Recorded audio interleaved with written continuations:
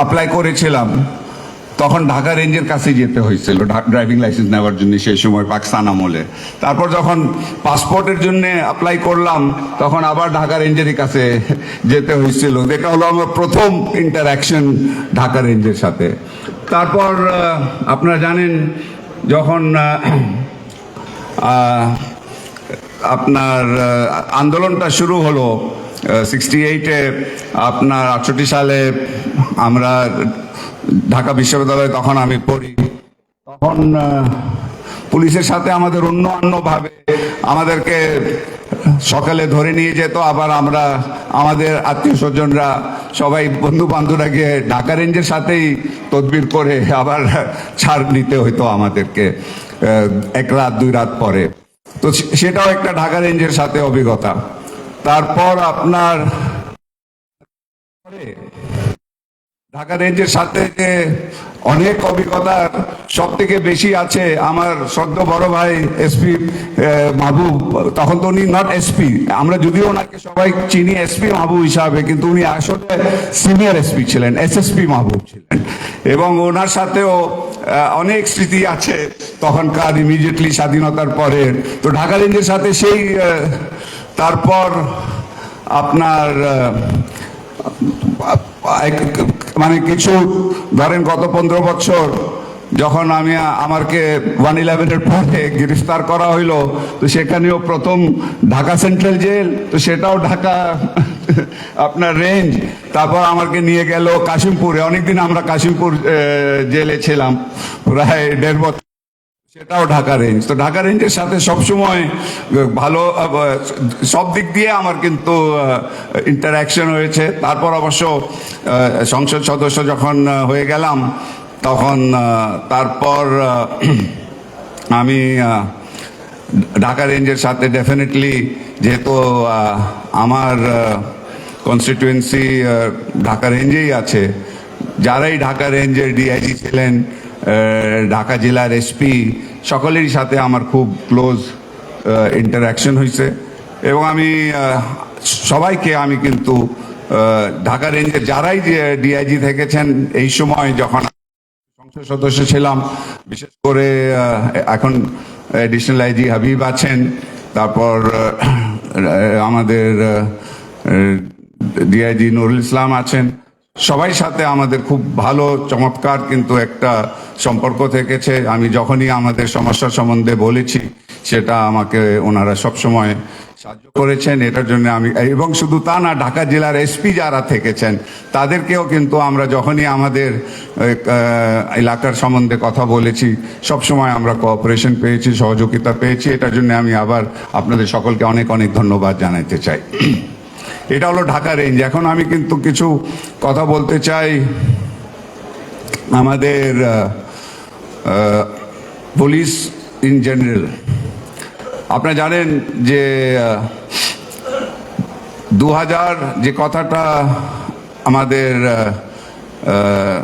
IG মহোদয় বলে গিয়েছেন, ওনার বক্তব্যতে উনি বললেন যে মাননীয় প্রধানমন্ত্রী জননেত্রী শেখ হাসিনা 2009 সাল এর আগ পর্যন্ত কিন্তু পুলিশ যে কাজগুলি করেছে অনেক সীমাবদ্ধতার মধ্যে কাজ করতে হয়েছে, অনেকগুলি লিমিটেশনগুলি ছিল। কিন্তু মাননীয় প্রধানমন্ত্রী এসে উনি কিন্তু এটা যে ঠিক যেভাবে উনি বাংলাদেশটাকে এগিয়ে নিয়ে গেছেন, তার সাথে সাথে যতগুলি ইনস্টিটিউশনস আছে সেগুলিটাকে উনি কিন্তু বিল্ড আপ করেছেন। এবং সেখানে আপনার পুলিশ ফোর্সটাকে উনি কিন্তু রিয়েলি, আমি কিন্তু মনে করি উনি শুধু পুলিশ ফোর্সটাকে মডার্নাইজ শুধু করেন নাই, পুলিশ ফোর্সটাকে একটা রিয়েলি যাকে বলবো একটা আধুনিক ফোর্সের মধ্যে, এবং বাংলাদেশে যে ওনার যে ভিশনটা আছে একটা স্মার্ট বাংলাদেশে, সেই জন্যে উনি পুলিশটাকেও সেইভাবে স্মার্ট একটা পুলিশ ফোর্স করার জন্যে উনি কাজ করে যাচ্ছেন এবং উনি লিডারশিপটা দিচ্ছেন। আমরা কিন্তু আমাদের স্বরাষ্ট্রমন্ত্রী মহোদয়ের লিডারশিপে, মাননীয় প্রধানমন্ত্রীর লিডারশিপে পুলিশ ফোর্স যেভাবে এগিয়ে যাচ্ছে, আমি কিন্তু খুবই আশাবাদী যে ইনশাল্লাহ বাংলাদেশ পুলিশ যেরকম মাননীয় প্রধানমন্ত্রী স্মার্ট বাংলাদেশ চাচ্ছেন, আমরা কিন্তু একটা স্মার্ট পুলিশ ফোর্সও আমরা পাবো। এখন আমি কিন্তু অনেক সময় আপনার পুলিশের যারা সিনিয়র কর্মকর্তারা আছেন তাদের সাথে আমি অনেক সময় কথা বলার আমি সুযোগ পাই। সে সময় আমি দেখেছি যে আসলে আন্তর্জাতিকভাবে আমাদের অন্যান্য যে আন্তর্জাতিক পুলিশ ফোর্সগুলি আছে তাদের সাথে কিন্তু আমাদের এখন ইন্টারঅ্যাকশন অনেক হচ্ছে, এবং আমরা সেভাবেই আমরা কিন্তু আমাদের পুলিশ ফোর্সটাকে মডার্নাইজ করাটা এবং শক্তিশালী করা আমরা করছি। যে কথাটা বলা হয়েছে যে আসলে পুলিশের যে সমাজে পুলিশের যে মানে পুলিশ ছাড়া কিন্তু আমরা সমাজটা, যে কথাটা আমাদের মাননীয় স্বরাষ্ট্র মন্ত্রণালয়ের স্থায়ী কমিটির চেয়ারম্যান বেনজির বলেছেন যে আমরা কিন্তু কল্পনা করতে পারি না একদিনের জন্যও যদি পুলিশ ফোর্স আমাদের না থাকে, যে জায়গায় হোক না কেন, উপজেলা হোক বা ঢাকা শহর হোক বা একটা ইউনিয়নে হোক, যদি আমরা মনে করি যে পুলিশ নাই, সেটা কিন্তু আমরা কল্পনা করতে পারি না। এটা কথা বলার আমার উদ্দেশ্যটা হলো দ্যাট এটা থেকে বোঝা যায় যে পুলিশ কত গুরুত্বপূর্ণ একটা সমাজে একটা গুরুত্বপূর্ণ অংশ।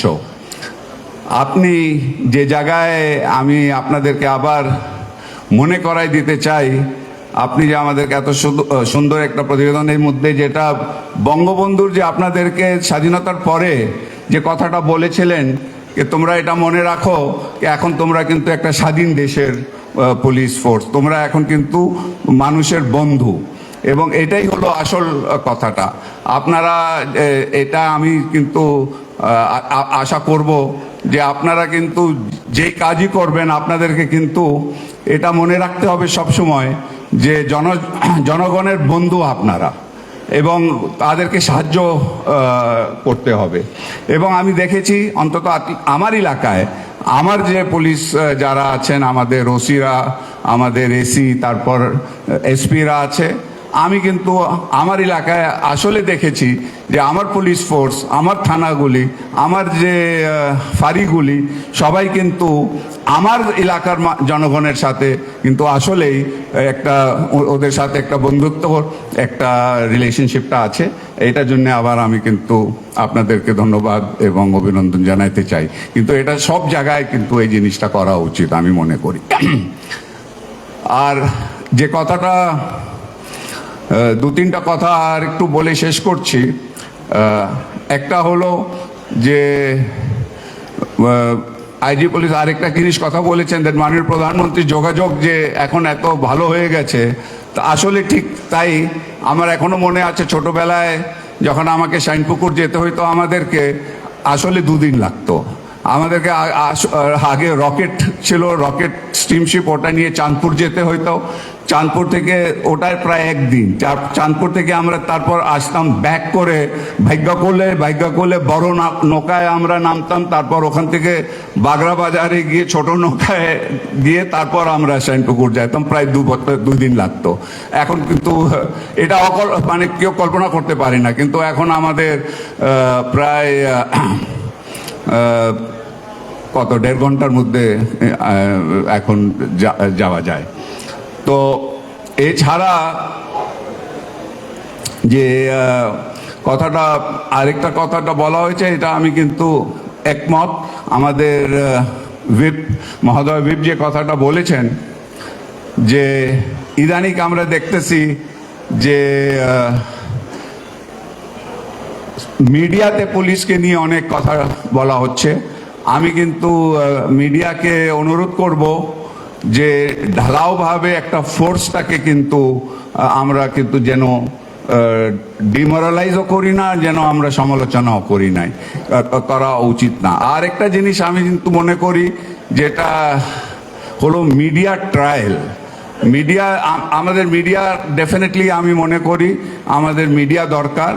মিডিয়া অনেকগুলি খবরের যেটা আমরা মিডিয়া থেকে পাই সেটা আমাদের সবার জন্য এটা কিন্তু ভালো। মিডিয়া যদি আমাদের নিউজ না দিত তাহলে আমরা কিন্তু জানতামও না এবং আমরা কিন্তু অ্যাকশনও নিতে পারি না। কিন্তু এটা একটা ব্যালেন্সের মধ্যে থাকতে হয়, যেখানে মিডিয়া রিপোর্টিং করবে সেটাও একটা ব্যালেন্স থাকা উচিত। বিকজ অনেক সময় আমরা দেখি মিডিয়া ট্রায়ালে আসলে আমাদের তদন্তর আগেই কিন্তু আমরা দোষী প্রমাণ করে আমরা কিন্তু লোকজনকে, তো এটাও আমাদেরকে ওয়াচ আউট করা উচিত। এবং তার সাথে আরেকটা কথা আমি বলবো যে আমাদের হুইপ মহোদয় সেই কথাটাও বলেছেন যে গাড়ির ব্যাপারে, তো আমি এখনই আমাদের সচিব মহোদয়কে জিজ্ঞেস করেছিলাম, তো উনি বলেছেন যে এই অর্থ বছরের পরে নতুন অর্থ বছরে ইনশাল্লাহ আমরা নতুন গাড়ির কিন্তু কিছু কমিটমেন্ট পাবো, তাতে কিন্তু পুলিশেরও গাড়ির ব্যবস্থা ইনশাল্লাহ হবে। আমি এটা জানি যে গাড়িটা একটা বড় সমস্যাটা আছে। তো আমি আমার বক্তব্যটা আর দীর্ঘায়িত করব না। আমি শেষ করার আগে আমি শুরুতে কিন্তু সবাইকে অ্যাড্রেস করি নাই, আমি ওটার জন্য আমি আবার বিশেষ করে সামনে আমার অনেক সংসদ